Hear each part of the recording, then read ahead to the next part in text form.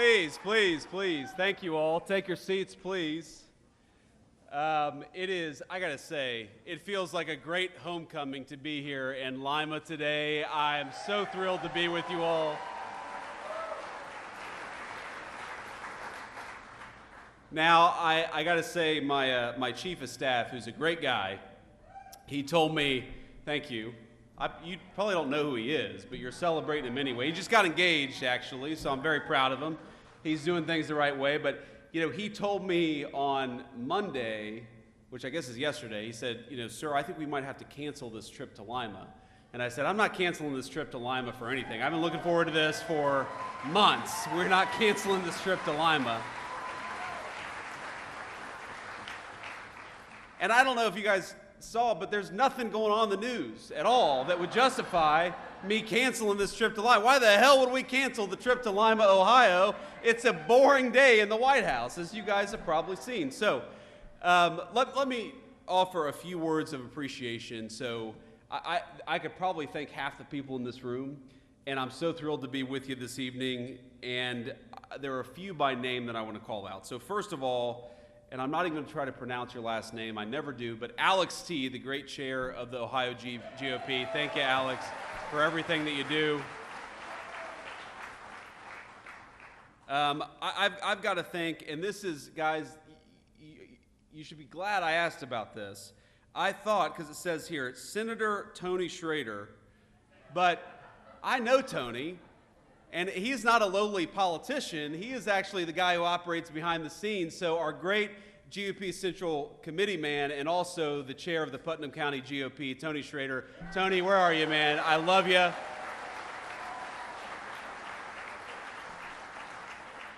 Hey, Tony's been so good to me from the very beginning, and I'm going to tell a little story here. That's what I'm going to do.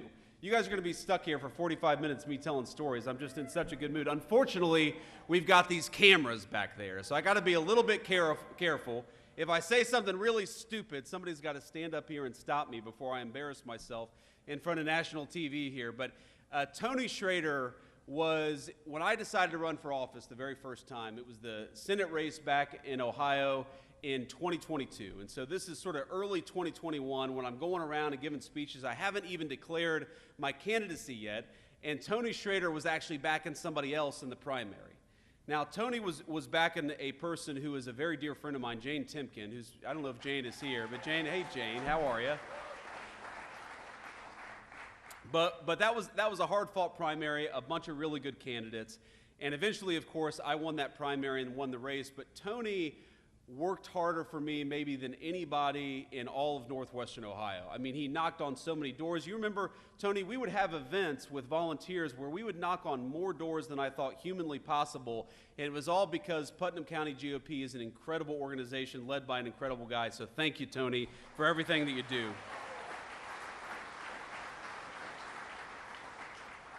Of course, no thank you here is complete in Lima, Ohio, without thanking our great Allen County GOP Chairman, Keith Cheney, who has an incredible voice.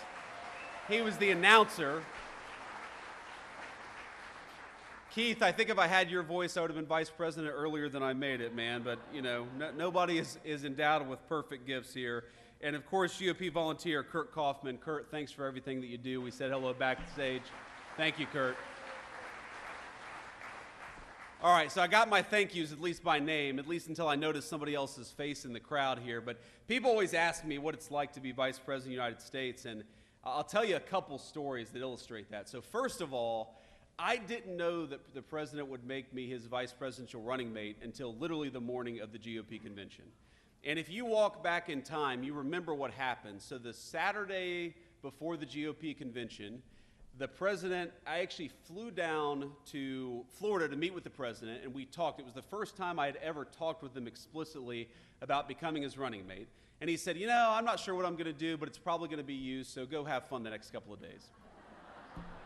How do you have fun the next couple of days when that's what the president tells you?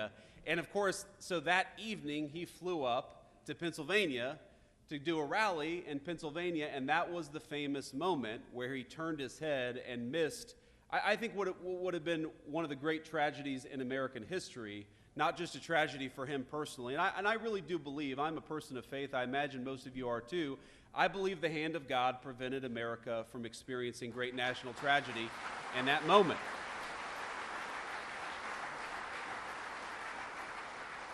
But so I call the president that night. It's probably 2 in the morning at this point. I call the president that night. Remember, I just met with him that morning talking about becoming his running mate.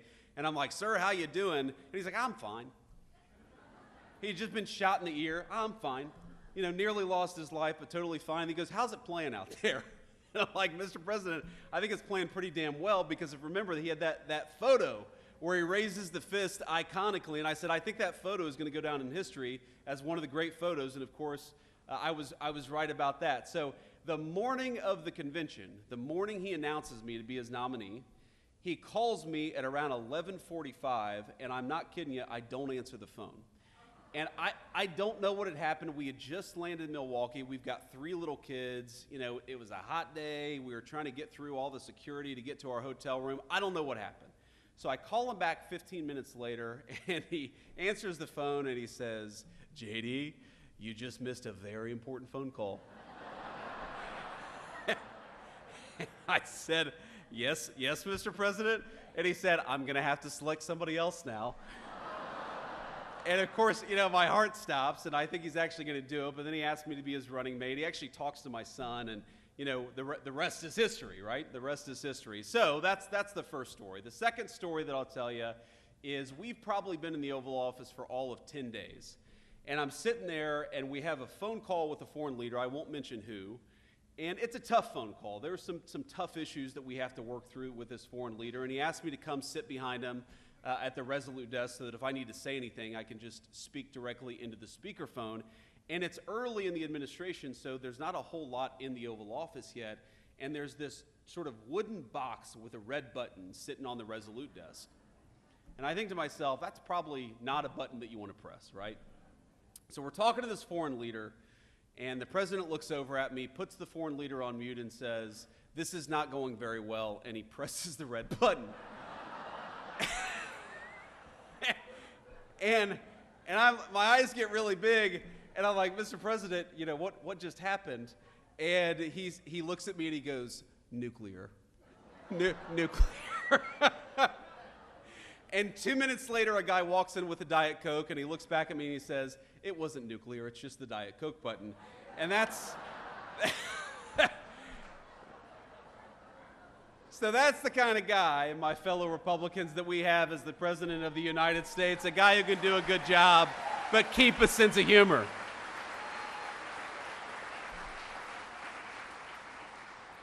And I've learned a ton, even in 130 days, 140 days, however long we've been in office. I think I've learned more, I've had more on-the-job training than I think any person in the history of having a job for all of about 5 months. Because the thing that I've learned about the President of the United States, and I guess I kind of knew this a little bit, but I've really learned it seeing him interact with foreign leaders, with congressional leaders, and just doing the job of President of the United States is what makes the president so successful is he has the best instincts about people of anybody that I've ever seen in my life. He knows when somebody is selling him a load of BS. He knows when he's making progress, when he needs to cut something off. He knows when he's dealing with somebody that he can trust, and he knows when he's dealing with somebody that he can't trust. And I think if you think about everything that comes across the president's desk, I mean, just on, I guess this is yesterday, on Monday alone, the President of the United States, of course, we were trying to figure out what we were doing with the Israel-Iran situation. Of course, we had just launched the wildly successful attack that destroyed the Iranian nuclear facilities in Fordow and elsewhere. Thank you. But we know the Iranians are going to counterattack, and we're kind of trying to figure out, is it going to be a real counterattack, or is it going to be something more symbolic, more face-saving? He's dealing with congressional leaders about the one big beautiful bill that cuts taxes on overtime, cuts taxes for tips. Thank you. Really is the most important generational tax reform that we've had in this country in 30 years, and also provides billions of dollars to replenish the southern border funding that encourages us and empowers us to kick out the illegal immigrants and to stop the flow of illegal immigration into our country. So we're doing all these things, and that's just one Monday at the White House, and there's no person that could possibly, read all the briefing materials, the tens of thousands of pages of background on all this stuff. But what you need in that Oval Office is you need somebody with good instincts. You need somebody who can tell when a person is negotiating on behalf of the American people, and you need somebody who knows when they're negotiating against the interests of the American people. And I'll tell you, you do not want to be a person in Donald Trump's Oval Office who's negotiating against the interests of the American people, because they'll throw you the hell out and tell you exactly what he's going to do. And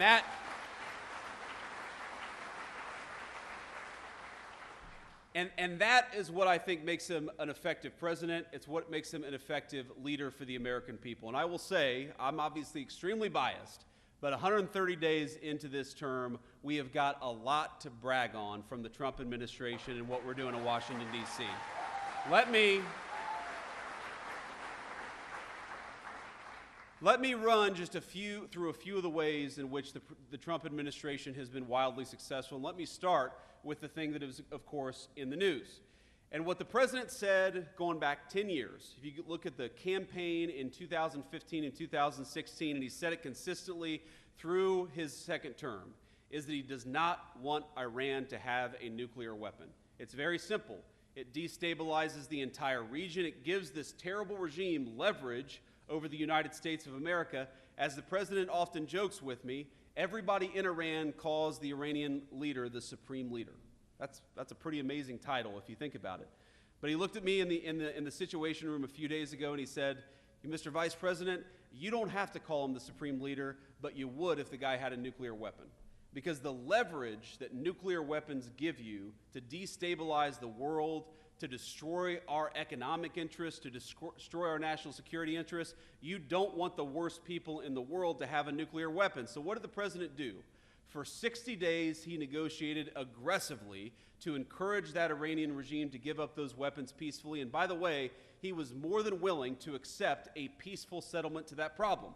But again, this comes back to instincts. When the president realized that there was not going to be a peaceful settlement to that problem, he sent B-2 bombers and dropped 12 30,000-pound bombs on the worst facility and destroyed that program.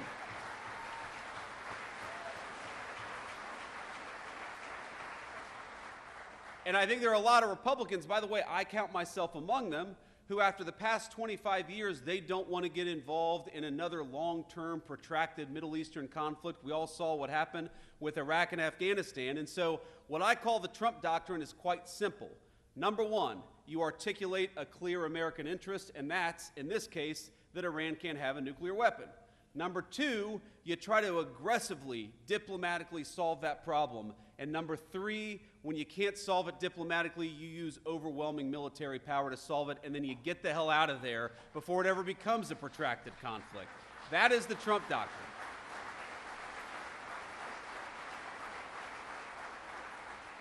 And to the Americans who are worried about this becoming a protracted conflict, I think the president solved that very quickly. Not only did we destroy the Iranian nuclear program, we did it with 0 American casualties, and that's what happens when you've got strong American leadership.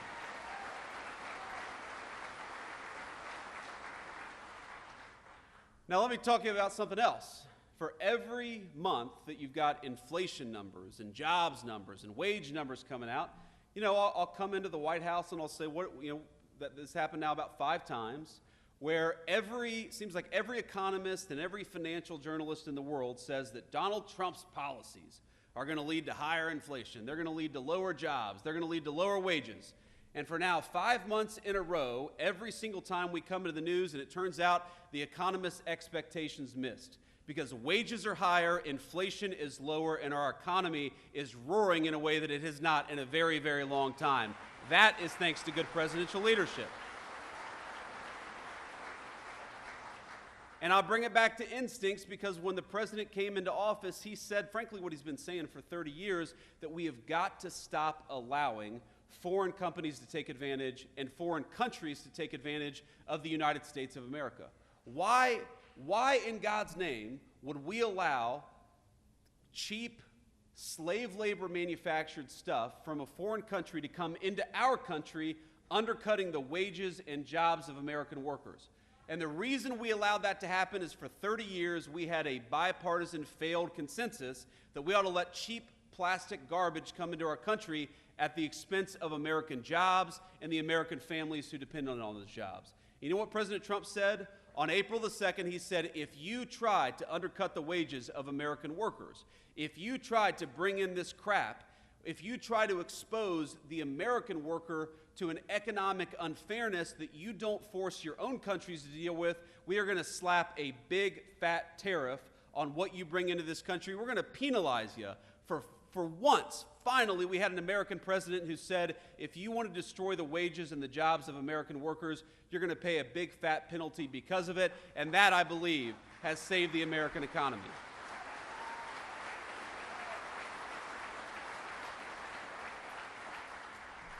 If you want to undercut American steel, you're going to have to pay a tariff. If you want to undercut American auto workers, you're going to have to pay a tariff. And all the economists said, well, what this is going to do is going to produce inflation. And no, what the president said is what it's going to do is one of two things. Number one, it's going to force a lot of people to move their factories back to the United States of America. And we've seen more foreign investment in the past 130 days than you've seen in any 130-day period in the history of this country. Or, he said, what it's going to cause is these foreign countries are going to open up their markets to American manufactured goods. Because here's the crazy thing. You go to Germany, you go to Japan, you go to South Korea. Some of these countries, by the way, are very important allies of ours. But how many American-made automobiles do you see on the streets of these foreign countries? Very often, zero. But we allow all of these countries to come in and do business on our shores. Well, the deal is fair trade. If we're going to let you do business in the United States of America, you damn well let us do business in your country, because that's how we create prosperity for American workers.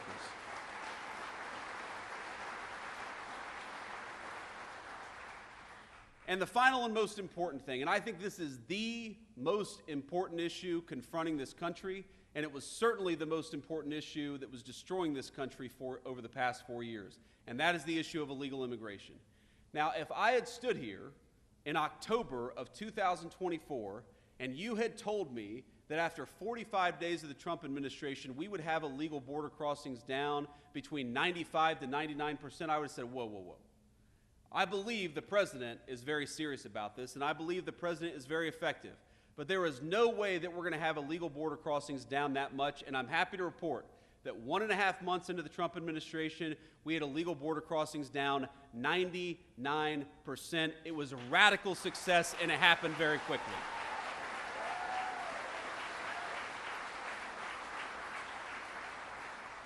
And I believe, ladies and gentlemen, that that saved the United States of America, because we know exactly what the Democrats, not because we had to read their minds, but because Democrats would go out and say that what they wanted to do with those 25 million illegal aliens is give every single one of them the right to vote and turn them into permanent wards of the Democratic Party. And if we allowed that to happen, if we allowed the Democratic Party to import voters instead of persuade voters, that would have been the end of American democracy. You hear the American media say all the time that Donald Trump is a threat to democracy. The threat to the democracy is Democrats importing voters instead of persuading their fellow citizens.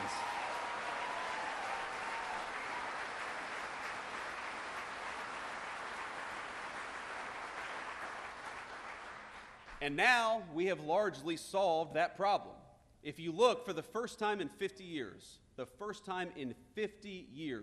we now have net negative illegal immigration. That means we're deporting more people than are coming in through illegal immigration. That is the biggest testament to a change in presidential leadership.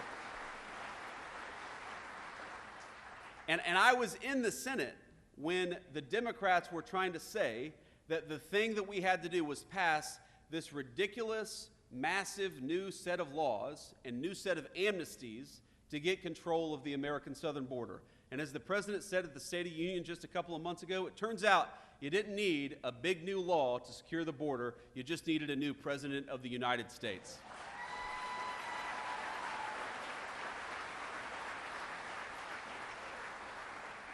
So we've done all these things with effective presidential leadership, and of course, we've got a lot of good guys in Washington, D.C. who are working very hard. And I want to give a shout out. I don't believe that they're here. I actually believe that John Houston and Bernie Moreno, hopefully they're in Washington, D.C., working on the big, beautiful bill. They're doing a great job. And we are lucky in the state of Ohio to have great political leadership across the board.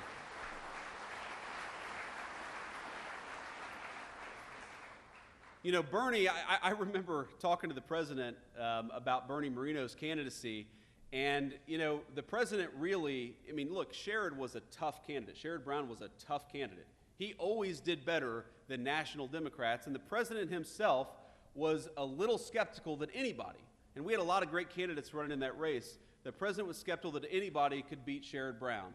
But I think what we showed him in the Ohio GOP is that while we had a reputation for a very long time as a purple state or even a blue state, thanks to the hard work of people, many of whom are in this room, I think Ohio is now solidly red, is going to stay red for a very long time.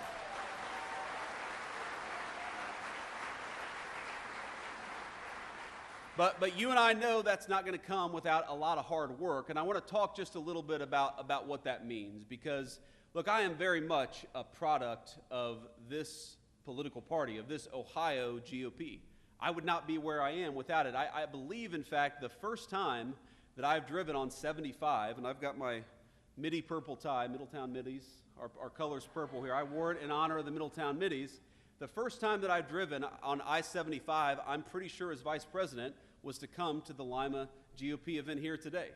And I think about the number of times, thank you, Keith, the number of times that I've driven up and down Interstate 75 as a kid when I was working at a tile warehouse delivering tiles to Findlay, Ohio, or as a, there we go, or as a Senate candidate who was trying, showing up and speaking to groups of 12 people trying to earn votes.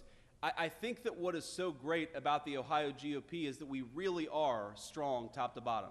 We've got great candidates running for statewide office, but we've got I see a lot of young people here, many of whom are getting involved in politics for the very first time. And I got to tell you, I've lived a very blessed life in politics. The president, he always gives me a little crap about this. He says, JD, you came out of nowhere, you were a senator, and then all of a sudden you were the vice president of the United States. I don't think anybody has had that much success in politics except for me. That's what the president always said. I was like, thank you, sir. I guess I'm the second, he always calls me the second most upwardly mobile politician because he was the first. He came from no politics to president of the United States. So, but the thing is, you don't get people who run for political office without cultivating talent and cultivating the grassroots and actually encouraging people to get involved at every level of government. There's a lot of important stuff that we're working on at Washington, D.C., but there's a lot of cool stuff happening right here in Allen County, Ohio. There's a lot of important stuff that are happening at the State House. And frankly, a lot of the great political leaders of the future are going to learn from the political leaders of today at the Ohio State House or at the federal Capitol in Washington, D.C.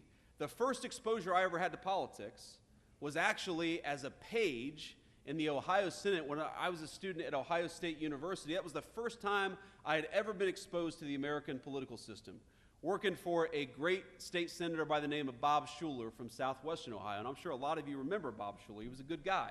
The first person who taught me how to respond to a constituent was Bob Schuler. The first person who taught me how to write a good letter and to research an issue was Bob Schuler. And my point here is that what you guys are doing is cultivating the people who are going to run this country and lead this country for the generation to come. So this party is what makes America great. This party is what makes it possible for us to run good candidates and to win elections in the future. And I just want to say from the bottom of my heart, this feels like a homecoming because it is, because I wouldn't be here. I wouldn't be the Vice President of the United States without many of the people in this room. And from the bottom of my heart, I thank you and I love you.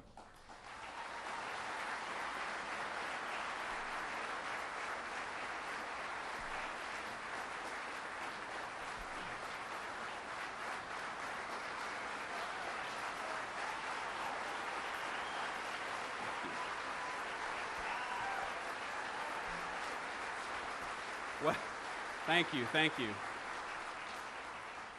I should quit while I'm ahead, honestly. I should just walk out the door now. I'm not going to do much better than that, I think. But Io, that was another crazy thing that happened on January the 20th. Man. So I called the president on January the 18th, and I said, sir, I know the inauguration is very important, but let's be honest. The vice president is not the most important of the presidential inauguration. The president is. So would you be okay if I, put my hand on the Bible, took the oath of office, and then headed south to attend the national championship game as the Vice President of the United States, because that's a very important, skip all the inaugural balls. Usha, who I think all of you have come to love as Second Lady, she's doing a great job, and I'm proud of her. I don't know, honestly, how much Usha really wants to wear high heels for 9 hours on that day anyway, so just let us go to the national championship game. The president was like, no, JD, I can't do that. You got to be there. But to walk you through that day, so we do the inauguration, and it's crazy. You're going from one event to the next.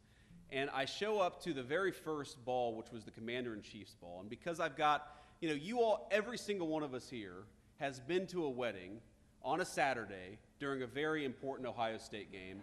And we love the people who are getting married, but we're also like, why the hell did you have to have your wedding on an Ohio State game? And you've got the guy, who's sitting outside the bathroom on his phone or has got his iPad out. Every single one of us has been to a wedding like this. You all know what I'm talking about, okay? Well, I was that guy because every single one of my buddies was like, we're proud of you for becoming vice president, but could we get the hell out of here and watch this Ohio State game? So what we did is that we rented a conference room where they did the Commander-in-Chief's ball. And we actually, we had an open bar, we turned it into a big party, and we had the Ohio State game on. So I go in there, right, for like 20 minutes. It was the only 20 minutes that I kind of got to myself, and I, hung out with my buddies, and we watched Ohio State. And if you remember this game, Ohio State got a massive early lead over Notre Dame, right? The beginning of the game was very, very good. So I kind of started to relax a little bit. It's like, oh my God, I just got inaugurated vice president, and the Buckeyes are going to the national championship all on the same day. This is the best day of my life, right? It's not going to get much better than this.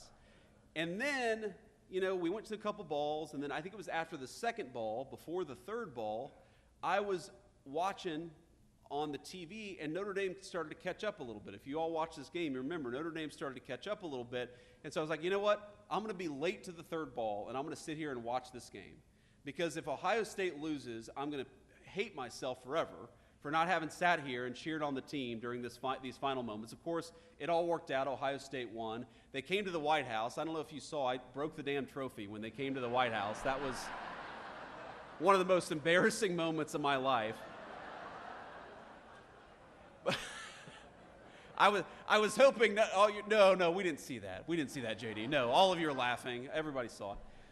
But the point is that it was an amazing way to connect the great Buckeye state of Ohio and what was happening, because without this state's GOP in particular, Donald Trump would not have been president the first time, and we certainly wouldn't have the great Senate majority that we now have for the second administration. And the president, as you all know, he actually has a very deep affection for the state of Ohio, because he was the person who turned Ohio really from a purple state to a red state. I mean, all of you remember this. I mean, where is Bob out there? Is Bob Paduchik out there? There's Bob Paduchik. Give it up for Bob Paduchik.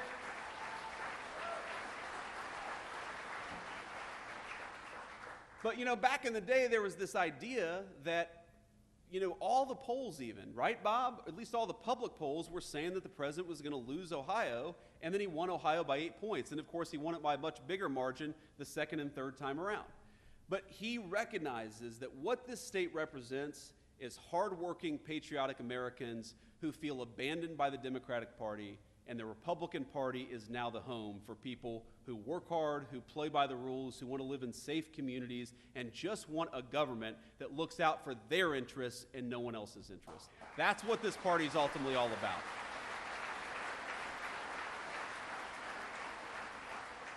Because when I see that wage growth is the highest that it's been for working people in 60 years, working and middle-class people, the highest wage growth we've seen in this country for 60 years. When I see those inflation numbers keep on coming in below expectation month after month, those are statistics.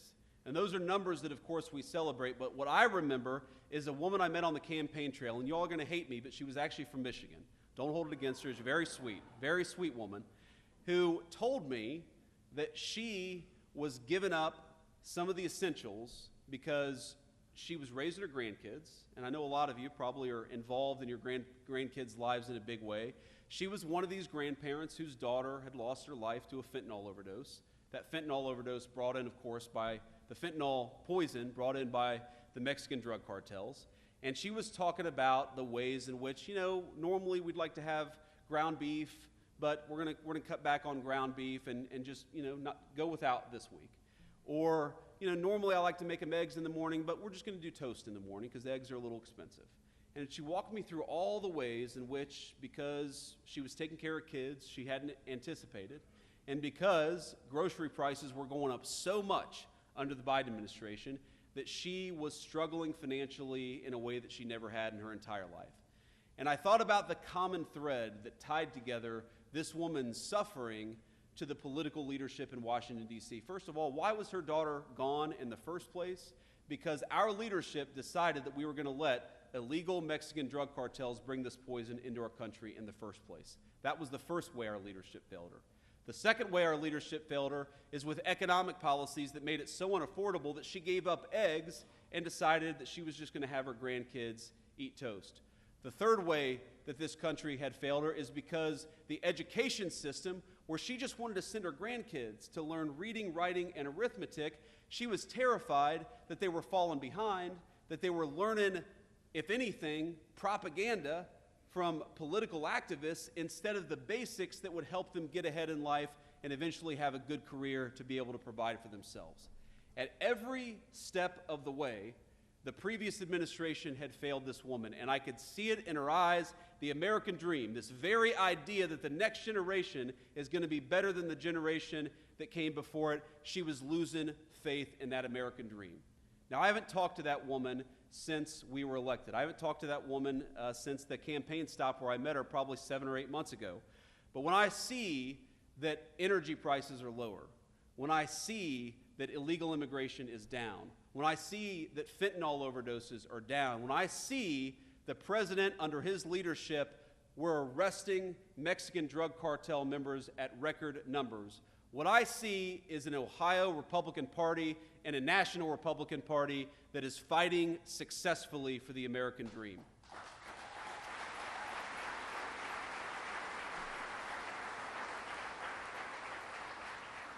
So what I'd ask all of you, when you're going out there and you're knocking on doors, when you're going out there and you're making phone calls, when you're contributing hard-earned money to political candidates, when you yourself are running, because I know it's not always easy to be a political candidate. Trust me, in Washington, D.C., they have this thing where I think it means we're number one in Washington, D.C., but all the pink-haired people throw up this sign, and I think, that means we're number one, right?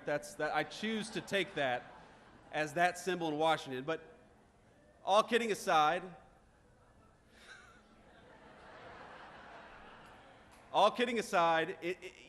sometimes this job of politics is inspiring, and sometimes it's hard work. And you take the good work, the inspiring work with the hard work, but I want you to remember that what we're trying to do is create the kind of country where that woman's grandchildren can grow up and go to a safe school where they get a good education. We're trying to create the kind of economy where those grandkids, if they work hard and play by the rules, can provide for their family with a dignified, high-paying job. We're trying to create the kind of country where that woman knows that her leadership cares more about her and her family than they do about Mexican drug cartels. We are trying to create the kind of country where the American dream is alive and well.